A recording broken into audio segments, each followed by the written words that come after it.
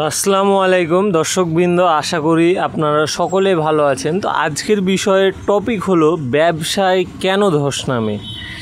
আসলে ব্যবসায় কিন্তু লাভ লস থাকেই। ব্যবসায় লাভ লসের পরে আসলে ব্যবসায় কিন্তু লস ওই রকম লসের কারণে ব্যবসা নষ্ট কিংবা ক্ষতিগ্রস্ত হয় না।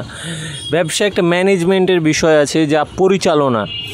তো আপনি যদি সঠিকভাবে কোম্পানির সাথে লেনদেন কিংবা পরিচালনা ঠিক না রাখতে পারেন, তাহলেই কিন্তু আপনার ব্যবসায় ধস নামতে পারে।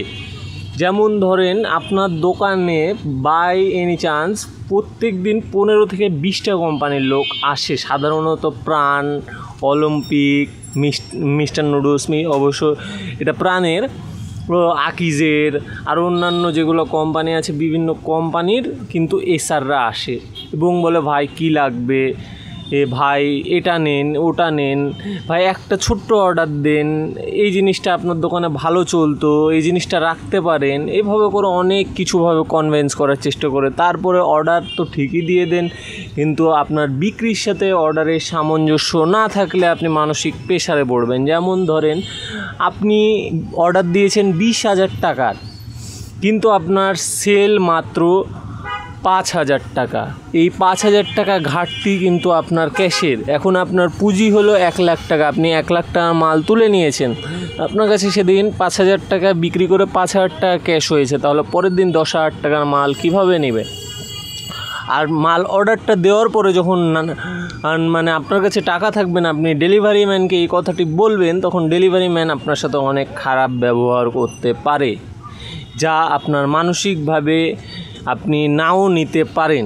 তো এই ক্ষেত্রে আপনার ব্যবসায় অনেক সময় ঝুঁকি হয়ে থাকে। অনেকের কাছ থেকে লাভ দিয়ে টাকা নেওয়া, তারপর টাকা সঠিকভাবে ফেরত না দিতে পারা, যার কারণে আপনি মানসিকভাবে ক্ষতিগ্রস্ত হতে পারেন।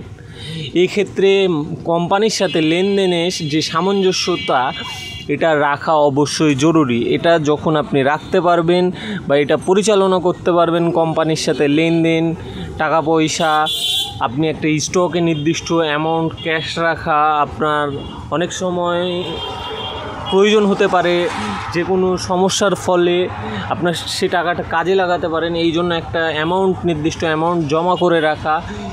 এইভাবে করে আপনি ব্যবসাটা যদি চালান, আমি মনে করি লাভ লস, যেটা লস বলতে গেলে কেমন, আপনি খরচ করে ফেলেছেন, এগুলো এমন লস। তো এগুলো কিন্তু ওই রকম হয় না যদি আপনি ম্যানেজমেন্ট আপনি যদি নিজের খরচটা নিয়ন্ত্রণে রাখতে পারেন, এগুলোর দিক থেকে ওই রকম লস হয় না। সর্বোচ্চ গেলে মাসে আপনি দেখা যাচ্ছে যে 30,000 টাকার আপনি মাসে খরচ করেছেন, 20,000 টাকা ইনকাম, 10,000 টাকা কিন্তু ঘাটতি থাকে।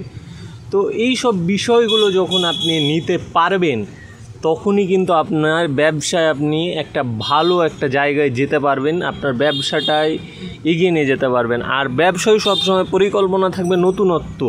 কখনো কোনো ব্যবসা ছেড়ে নতুন ব্যবসায় গেলে তাতে সফলতা আসে না।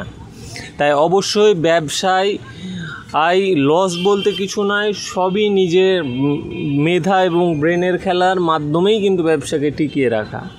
তা আশা করি ব্যবসায় ধস নামার কারণ কীভাবে কি একবার ক্ষুদ্র ব্যবসায়ীদের ধস নামার কারণটা কি, আমি এটাও আপনাদেরকে বোঝাতে পেরেছি।